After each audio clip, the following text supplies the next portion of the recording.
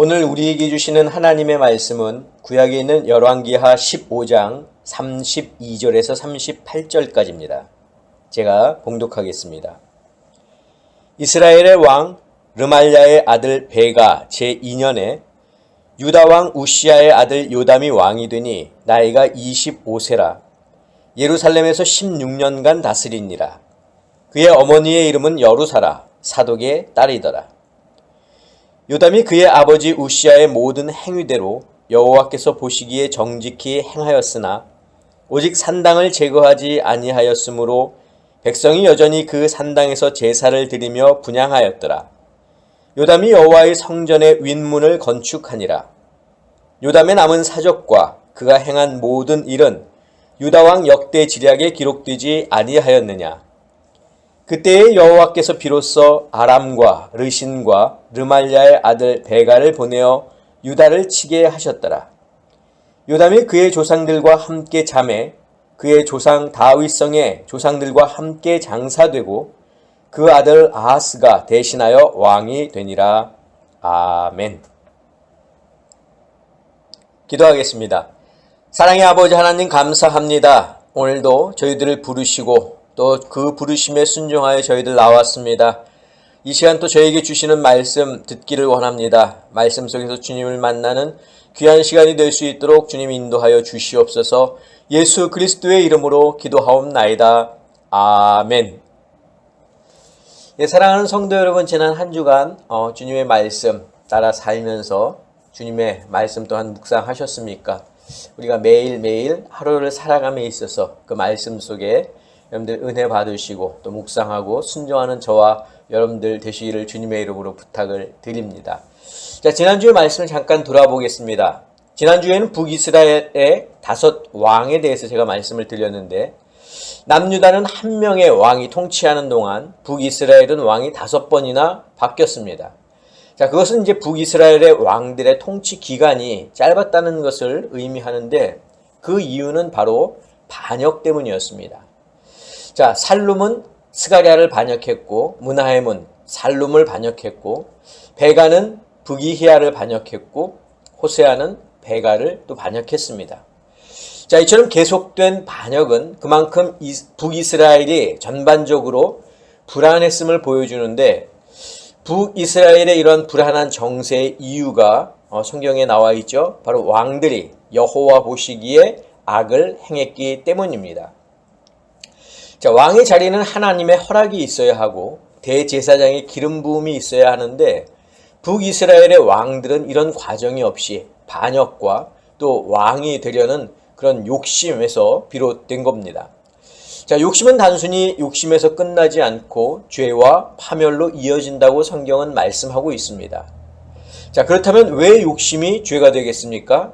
성경은 욕심을 단순히 도덕적인 문제로 보지 않습니다. 자, 욕심이 죄가 되는 이유는 하나님보다 다른 것을 더 사랑하게 만들기 때문입니다. 하나님보다 더 사랑하는 것이 있다면 그것은 곧 우상이고 그 행동은 우상 숭배입니다. 자, 그래서 성도는 욕심을 물리쳐야 하는데 첫째로 하나님께서 주신 것에 감사하는 마음, 즉 자족하는 마음을 가져야 합니다. 자, 사람이 욕심을 갖게 되는 것은 남과 자신을 비교하기 때문에 그런 경우가 많은데 다른 사람은 많이 소유했는데 좋은 것을 가졌는데 나는 그것보다 적게 소유했거나 소유하지 못했다면 상대적인 박탈감으로 이 욕심을 갖게 됩니다. 자, 그러나 바울은 감옥이라고 하는 고통스럽고 또 제한된 상황 속에서 빌립보에 보내는 편지의 글에 자족에 대해서 기록했습니다. 자족은 타고나는 성품이 아니라 훈련되는 영적 습관입니다.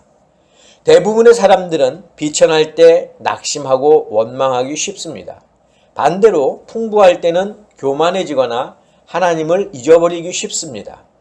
그러나 바울은 이 두 가지 극단적인 상황에서 어느 한쪽으로 치우치지 않는 영적 균형을 배웠는데 그것이 바로 자족입니다. 자, 또 욕심을 물리치는 방법 두 번째는 성령을 따라 행하는 것입니다. 즉, 내 안에 계신 성령님의 인도하심과 통제를 삶의 원동력으로 삼으라는 겁니다. 자, 이것은 나를 억지로 억제하라는 것이 아닙니다. 내 마음속에 있는 욕심을 억제하려 하지 말고 성령으로 나를 채워 욕심이 자연스럽게 밀려나도록 하라는 것입니다. 자, 우리가 살면서 욕심을 없앨 수는 없겠지만 그것으로 인해 우리가 죄의 길을 걸어가고 있다면 성령의 도우심으로 자족하는 법을 배우고 또 거기에 순종해야 합니다. 성도는 세상의 물질이나 학력이나 권력이나 또 건강 속에서 행복을 찾는 사람이 아닙니다. 바울처럼 어떤 상황 속에서도 자족함으로 감사함으로 살아가는 사람입니다. 이런 내용을 이제 제가 지난주에 말씀을 드렸고요. 자, 오늘 본문으로 돌아오면 이스라엘의 왕 르말랴의 아들 베가 제2년에 유다 왕 우시야의 아들 요담이 25세의 왕이 돼서 16년간 나라를 다스립니다. 자, 그의 어머니는 제사장 사독의 딸인 여루사입니다. 자, 우시야 또 아사랴라고도 하는데 이 우시야는 2주 전에 말씀에서 제가 소개해드린 것처럼 처음에는 여호와 보시기에 정직히 행했지만 하나님이 주신 형통을 자기의 능력으로 착각해서 교만과 또 월권을 행사하였고 결국 하나님이 그를 치셔서 죽는 날까지 나병 환자가 돼서 별궁에서 지냈습니다. 그래서 그의 아들 요담이 왕이 되었습니다. 자, 그러나 요담은 아버지가 하나님 앞에서 범했던 죄가 어떤 결과를 가져왔는지 두 눈으로 똑똑히 보았기 때문에 왕으로 있는 동안 여호와 보시기에 정직히 행했습니다. 그리고 여호와의 성전에 윗대문을 건축하였고 또 유다의 많은 성읍들을 건축했습니다. 자, 이처럼 많은 성읍을 건축하려면 비용이 들어가는데 그것은 전쟁을 통해 얻은 전리품과 조공으로 가능했습니다. 자, 역대하 27장 3절에서 5절 같이 보겠습니다. 그가 여호와의 전 윗문을 건축하고 또 오벨 성벽을 많이 증축하고 유다 산중에 성읍들을 건축하며 숲을 가운데에 견고한 진영들과 망대를 건축하고 암몬 자손의 왕과 더불어 싸워 그들을 이겼더니 그 해에 암몬 자손이 은 100달란트와 밀 10,000고르와 보리 10,000고르를 바쳤고 제2년과 제3년에도 암몬 자손이 그와 같이 바쳤더라. 자, 요담이 이렇게 강해질 수 있었던 이유 6절에 나오는데 우리 역대하 27장 6절 보겠습니다. 요담이 그의 하나님 여호와 앞에서 바른 길을 걸었으므로 점점 강하여졌더라. 자, 요담이 강해진 것 스스로 강해진 게 아니죠. 여호와 하나님께서 함께 하셨기 때문입니다. 자, 그래서 이 구절은 우리가 왜 여호와 하나님 앞에서 바른 길을 걸어야 하는가에 대해서 분명히 가르쳐주고 있습니다. 자, 요담은 아버지 우시야의 죄를 잘 알고 있었습니다. 그 중에서도 제사장만이 해야 할 일을 아버지가 월권으로 행사하려 해서 나병에 걸렸다는 것을 알고 있었기 때문에 그 부분에 있어서만큼은 정말 조심했습니다. 자, 역대하 27장 2절입니다. 요담이 그의 아버지 우시야의 모든 행위대로 여호와 보시기에 정직하게 행하였으나 여호와의 성전에는 들어가지 아니하였고 백성은 여전히 부패하였더라. 자, 여기서 기록하고 있는 여호와의 성전에는 들어가지 아니하였더라 라는 구절이 바로 그 이유를 잘 설명해 주고 있습니다. 자, 요담은 아버지의 모습을 보면서 자신이 왕으로서 하나님 앞에 어떻게 행동해야 하는가를 잘 알았습니다. 아버지의 모습을 보면서 아버지가 걸었던 그 죄의 전철을 밟지 않았습니다. 자, 그런 의미에서 성경은 우리 성도들에게 옳은 길을 제시하고 있습니다. 여기서 옳은 길이라고 하는 것은 세상에서 말하는 옳은 길이 아닙니다. 세상에서 말하는 옳은 길은 도덕적으로 옳은 길이 될 수도 있고 성공하기 위한 길이 될 수도 있습니다. 인생의 순탄한 길이 될 수도 있습니다. 자, 하지만 성경에서 말하는 옳은 길은 하나님 보시기에 정직히 행하는 것입니다. 하나님과 동행하는 길입니다. 세상은 좋은 조건과 또 환경을 갖추는 것을 옳은 길, 성공하는 길이라고 보지만 성경은 내가 지금 누구와 함께 하고 있는가를 가장 중요하게 봅니다. 자, 대표적인 인물로 요셉을 우리가 들 수 있는데, 요셉은 형들의 시기 때문에 애굽의 노예로 팔려갔고 나중에는 억울한 누명을 쓰고 지하 감옥에 갇혔습니다. 요셉이 팔려갈 때 나이가 17세였고 애굽의 총리가 되기까지 13년을 억울함과 노예의 신분으로 살아야 했습니다. 꽃다운 젊은 시절을 고난의 시간으로 보냈습니다.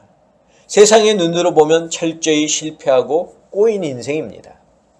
하지만 성경은 그가 노예로 있을 때에도 감옥에 있을 때도 여호와께서 요셉과 함께 하심으로 그가 형통한 자가 되었다고 반복해서 기록하고 있는데, 자, 창세기 39장 2절 그리고 23절 같이 보겠습니다.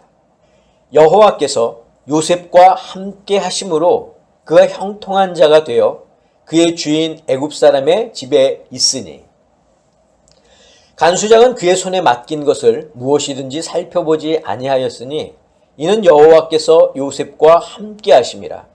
여호와께서 그를 범사에 형통하게 하셨더라. 자, 성경이 말하는 옳은 길은 고난이 없는 길이 아닙니다. 성경이 말하는 옳은 길은 세상에서 출세하고 성공하는 길이 아닙니다. 비록 내 삶의 자리가 힘들고 불편하고 어렵더라도 하나님의 뜻 안에 머물며 그분과 동행하고 있다면 그것이 바로 옳은 길입니다. 사랑하는 성도 여러분, 지금 내 삶의 자리가 힘들고 어렵습니까? 낙심하지 말고 좌절하지 않기를 바랍니다. 지금 내 삶의 자리가 평탄하고 순조롭습니까? 나태하거나 교만하지 않기를 바랍니다. 우리에게 필요한 길은 주님과 동행하는 길입니다. 주님과 함께하는 길입니다. 저는 우리 아름다운 교회 성도 여러분들이 주님과 동행함 속에서 진정한 형통함을 누리시기를 주님의 이름으로 축원합니다. 자, 하나님과 동행했던 인물 한 사람 더 소개해 드리겠습니다. 바로 다윗입니다. 다윗은 눈앞의 이익을 따르지 않고 하나님의 말씀을 따랐습니다. 자신을 죽이기 위해 혈안이 되어 쫓아오던 사울 왕을 2번씩이나 죽일 수 있는 기회가 있었음에도 불구하고 그것을 하나님이 주신 기회로 생각하지 않았습니다. 사울만 죽이면 오랜 도망자의 신세를 끝내고 이스라엘의 왕이 될 수도 있었지만 다윗은 기다렸습니다.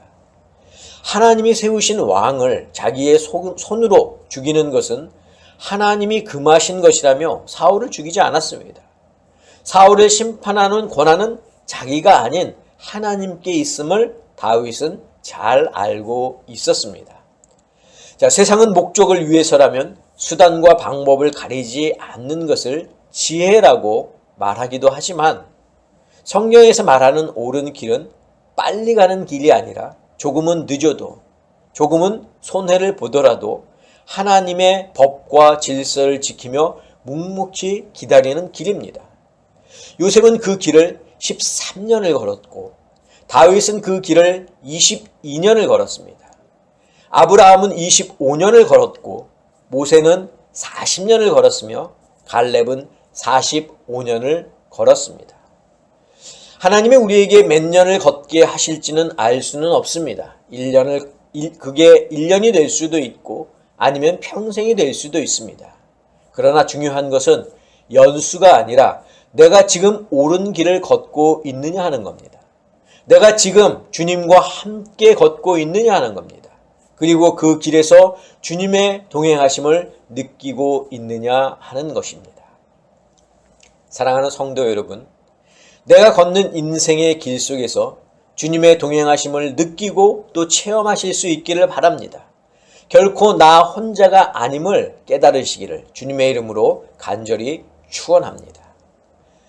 예수님은 옳은 길을 넓은 문이 아닌 좁은 문으로 가는 길이라고 말씀하셨습니다. 마태복음 7장 13절에서 14절 같이 보겠습니다. 좁은 문으로 들어가라. 멸망으로 인도하는 문은 크고 그 길이 넓어 그리로 들어가는 자가 많고 생명으로 인도하는 문은 좁고 길이 협착하여 찾는 자가 적음이라. 옳은 길은 곧 생명의 길입니다.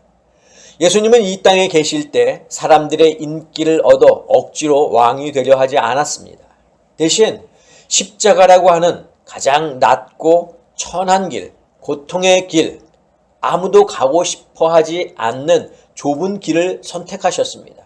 왜냐하면 그 길의 마지막에 영원한 생명이 있다고 하는 것을 알려주시기 위해서입니다. 사람들이 옳다고 여기는 세상의 길은 우리에게 편안함과 즐거움을 가져다 줄 수는 있습니다. 하지만 그 길은 우리의 목숨이 다할 때 사라지는 유한한 길입니다. 그러나 예수님께서 말씀하신 옳은 길은 우리에게 불편함과 수고를 가져다 줄 수는 있지만 우리의 생명이 다하는 때 절대 사라지지 않는 영원한 길입니다. 우리가 보아야 할 것은 남들이 가는 길이 아닙니다. 내 눈이 보기에 안전한 길이 아닙니다. 지금 나에게 당장 편안한 길이 아닙니다. 우리가 가야 할 길은 바로 예수님이 말씀하시고 예수님이 몸소 보여주신 진리와 생명에 있는 좁은 길입니다. 사랑하는 성도 여러분, 우리가 예수님께서 가르쳐 주신 옳은 길을 따를 때 하나님은 우리에게 형통을 주십니다. 우시야가 하나님의 말씀을 잘 따랐을 때 받았던 형통입니다.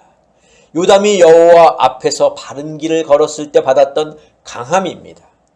저는 우리 아름다운 교회 성도 여러분들이 하나님께서 성경을 통해 우리에게 가르쳐 주신 길을, 또 예수님께서 말씀을 통해 우리에게 제시해 주신 길을 믿음과 기쁨으로 걸어갈 수 있기를 주님의 이름으로 간절히 축원합니다. 기도하겠습니다. 사랑의 아버지 하나님, 감사합니다. 오늘도 저에게 옳은 길을 가르쳐 주시고 제시해 주시니 감사합니다. 세상의 옳은 길이 아니라 예수님께서 저희에게 보여주신 그 옳은 길, 좁은 길, 생명의 길을 걸어갈 수 있는 저희들 모두가 되게 하여 주시옵소서. 이제는 우리 주 예수 그리스도의 은혜와 하나님의 그 크신 사랑하심과 성령님의 역사하심이 오늘 말씀을 따라 옳은 길을 걷기를 원하는 사랑하는 당신의 성도들 머리 위에, 저희들의 가정 위에, 건강 위에, 자녀들 위에, 직장과 사업과 일터 위에 지금부터 영원까지 함께 하옵시기를 간절히 축원하옵나이다. 아멘.